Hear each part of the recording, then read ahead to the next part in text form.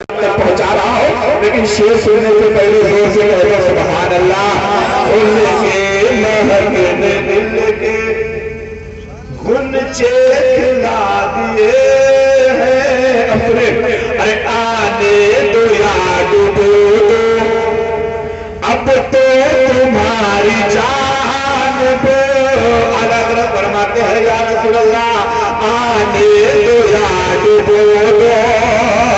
اب تو تمہاری جانب، ارے آنے دو یا ڈوبو دو اب تو تمہاری جانب،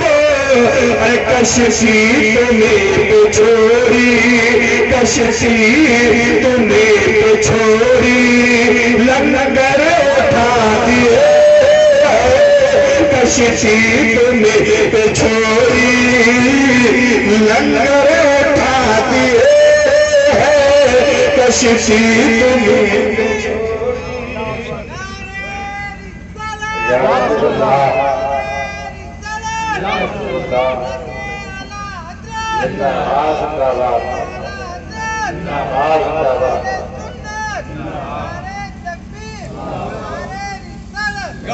کشتی تمہیں پہ چھوڑی لنگر اٹھا دیے ہیں۔ اب سنیں، یہ نعت پاک تو مکمل ہوئی لیکن اس کا مقطع مکمل نہیں ہوا۔ تو علامہ حسن رضا علیہ رحمت و رضوان نے ایک نعت پاک لکھی اور وہ کسی کام سے یا ان کے بھائی غالباً کسی کام سے جا رہے تھے دلی، ایک بہت مشہور اردو کے شاعر گزرے ہیں جن کو داغ دہلوی کہا جاتا ہے، تو وہ اپنے کلام لکھ کے اسے چیک کرواتے ہیں۔ دلی جا رہے تھے، اعلیٰ حضرت نے یہ نعت پاک لکھی کاغذ میں اور کہا یہ لے جائیے ذرا، میرا بھی یہ کلام ان کو دے دیجیے گا، کوئی غلطی ہو تو اس کو صحیح کر دیں۔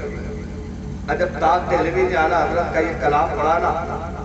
تو کہا کہ وہ بھائی جانا احمد رضا سے کہہ دینا کہ وہ مقطع وہ نہیں، ان کی نعت کا مقطع داغ دہلوی لکھیں گے، داغ دہلوی لکھیں گے، اس کی ان کی نعت کا مقطع میں پورا کروں گا۔ سنیں کیا کہتے ہیں، ملک سخن کی شاہی تم کو رضا مسلم، ارے ملک سخن کی شاہی تم کو رضا مسلم، ارے ملک سخن کی شاہی تم کو رضا مسلم، ارے جی سمت آ گئے ہو، جی سمت آ گئے ہو، سکے بٹھا دیے جی سمت آ گئے ہو، سکے بٹھا دیے ان کی مہک میں دل کے غنچے کھلا دیے، جس راہ چل دیے کوچے بسا دیے۔ درود پاک پڑھیے، اللہم صلی اللہ سیدنا مولانا محمد بارک وسلم، صلاۃ و سلام علیکہ یا رسول اللہ صلی اللہ تعالی۔ دوستو تھوڑی سی توجہ کر رہے ہیں، میں نے جو آیت کریمہ پڑھی ہے، ہمارے ہاں کیا نام ہے ان کا، عارف بھائی کے والد صاحب کا کچھ سالوں پہلے انتقال ہوا تھا، بہت دنوں کے بعد وہ باہر سے آئے ہیں، اپنے والد صاحب کے فاتحے کے نام پہ، اپنے والد صاحب کو اصالہ ثواب کے نام پہ یہ پروگرام کر رہے ہیں۔ اب تھوڑی سی توجہ آپ کیجئے گا، میں نے قرآن کی آیت پڑھی ہے، اللہ قرآن پاک میں فرماتا منہا خلقناکم وفیہا نعیدکم ومنہا نخرجکم تارۃ اخری۔ یہی آیت کریمہ پڑھ کے ہم اور آپ مٹی دیتے ہیں۔ قرآن پاک میں بہت سارے واقعات، بہت ساری صورتیں، بہت سارے معانی، بہت ساری خصوصیات کے ساتھ آیتیں موجود ہیں، لیکن اللہ تبارک و تعالیٰ نے ان آیتوں کو مٹی دینے کے لیے مصطفیٰ جان رحمت نے ان آیتوں کو پڑھ کے مٹی دیا کیوں؟ کیا ضرورت تھی؟ تو سنیں پہلے، سب سے پہلی بات، ہمارے اسی دنیا میں ایک فرقہ گزرا ہے جسے معتزلہ کہا جاتا ہے۔ وہ بعث بعد الموت یعنی مرنے کے بعد انسانوں کو دوبارہ زندہ کیا جائے گا، اس کا انکار کرتا ہے۔ وہ کہتا نہیں، جو ہونا تھا دنیا میں ہو گیا، اب ایک بار آدمی مر گیا تو اسے دوبارہ زندہ نہیں ہونا۔ اسی کے رد کرنے کے لیے، اسی کا جواب دینے کے لیے اللہ نے فرمایا میرا ہاں خلقناکم، بندے ہم نے تجھ کو مٹی سے پیدا فرمایا، وفیہا نعیدکم، اسی مٹی میں ہم تجھے واپس بلا لیں گے۔ آگے رب فرماتا ومنہا نخرجکم تارۃ اخری، اسی مٹی سے تجھے ہم دوبارہ زندہ فرما دیں گے۔ اس کا مطلب یہ ہے کہ جن لوگوں نے انکار کیا تھا کہ مرنے کے بعد دوبارہ زندہ نہیں ہونا ہے، قرآن نے ان کا منہ توڑ جواب دیا اور کہا ہے دنیا والے، رب جو چاہے گا وہ ہوگا، رب جیسا چاہے گا ویسا ہوگا، رب جو چاہتا ہے وہ کرتا چلا جاتا ہے، اور جو چاہے گا وہ کرتا چلا جائے گا۔ کسی کے اندر اتنی مجال نہیں ہے کہ رب کی حکمت میں وہ دم مار سکے، رب کی حکمت میں وہ انگلی اڑا سکے۔ اب آؤ یہاں توجہ کرنا، قرآن پاک میں 6666 آیتیں ہیں، قرآن پاک میں 5 سے 40 رکوع ہے، قرآن پاک میں 10 لاکھ سے زیادہ حروف ہے، قرآن پاک میں 114 سورتیں ہیں، قرآن پاک میں 7 منزلیں ہیں، لیکن آخر وجہ کیا ہے؟ مصطفیٰ جان رحمت نے قرآن کی اس آیت کے ٹکڑے کو پڑھ کر مٹی دینے کا حکم فرمایا ہے۔ فرماتے ہیں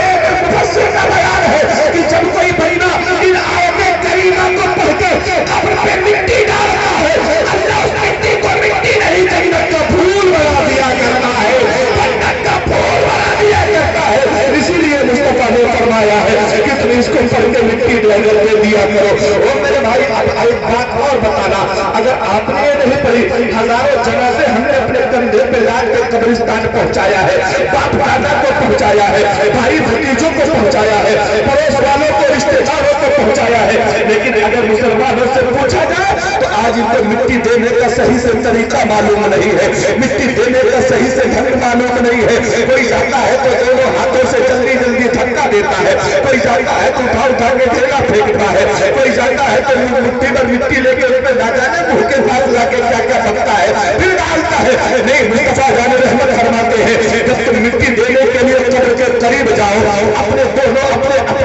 لب کو بھرو، اپنی دونوں ہتھیلیوں کو سمیٹ کر دونوں ہتھیلیوں سے مٹی بھرو۔ جب پہلی بار مٹی آرام سے قبر پہ ڈالو، پھینکنے کی ضرورت نہیں ہے، دور سے پھینکنے کی ضرورت نہیں ہے، ڈھیلا مارنے کی ضرورت نہیں ہے، دونوں ہاتھوں کو بھرو اور محبت سے آرام سے قبر پہ ڈالو۔ پہلی بار ڈالو تو پڑھو منہا خلقناکم، دوبارہ پھر دونوں ہاتھ بھرو اور پھر ڈالو تو پڑھو فیہا نعیدکم، تیسری بار پھر یہی کام کرو اور آخری بار پڑھو منہا نخرجکم تارۃ اخری۔ ہم نے کہا یا رسول اللہ، اگر کوئی بندہ یہ پڑھ کے مٹی نہ ڈالے تو کیا ہوتا ہے؟ معلوم ہے ایک روایت کے مطابق یہ ملتا ہے، ایک واقعے کے مطابق، مفسر نے بیان کے مطابق یہ ملتا ہے کہ سنیے، اگر کوئی بندہ پڑھ کے یہ مٹی نہیں ڈالتا ہے تو وہ مٹی نہیں بلکہ اللہ اس کو اور سخت پتھر بنا دیتا ہے۔ اب وہ مٹی والا وہ میت ہم سے کہتی ہے میرا بھائی پتا تو صحیح، میں نے تیرا بگاڑا چاہتا کہ مجھے پتھر مارتا جا رہا ہے، میں نے تیرا بگاڑا چاہتا کہ تجھے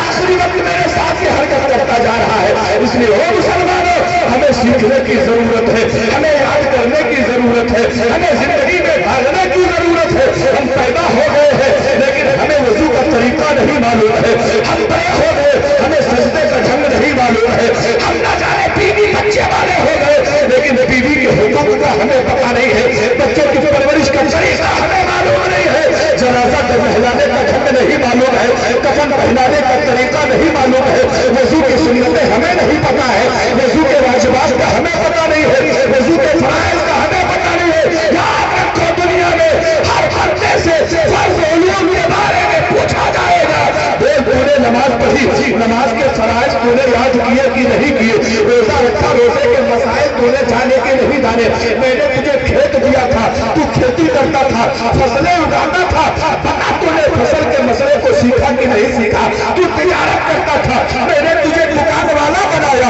میں نے تجھے بزنس والا بنایا، بتا تو صحیح تو بزنس کے مسائل جانتا تھا کہ نہیں جانتا تھا، میں نے تجھے ماں باپ دیے، بتا تو نے ماں باپ کا ادب کیا کہ نہیں کیا؟ یار ماں باپ کا ادب کئی طریقے سے کیا جاتا ہے، اللہ کے نبی فرماتے ہیں اگر ماں باپ بڑھاپے میں تمہیں مل جائے تو ان کی خدمت کر لیا کرو، ان کی خدمت کر لیا کرو، ماں کے قدموں کے نیچے جنت ہے، اور جو جنت ماں کے قدموں کے نیچے ہے اس میں جانے کا دروازہ باپ ہوا کرتا ہے۔ یار باپ کی مہربانیوں کو تم سمجھو گے کیسے؟ باپ اکیلا ہے، دن بھر پھاوڑا چلاتا ہے، امیروں کے گھروں میں امیروں کے گھروں کا کام کرتا ہے، کھیتیوں کا کام کرتا ہے، نہ جانے کتنی محنت مزدوری کرتا ہے، 8-10 گھنٹہ محنت کر کے اپنے بچوں کو پالتا ہے، بچوں کی پرورش کرتا ہے، بچے کو چیتا نہیں ہے۔ باپ روزانہ 200-300 روپیہ کماتا ہے، لیکن جیسی بیٹا باپ گھر آتا ہے بیٹا سینے سے چپک کے کہتا ہے ابا مجھے یہ چاہیے۔ باپ کبھی ڈانٹ کے بھگاتا نہیں ہے بلکہ کہتا ہے بیٹا میں تو ہوں، جب تک میں زندہ ہوں تمہاری آنکھ میں آنسو دیکھنے کی ضرورت ہی نہیں۔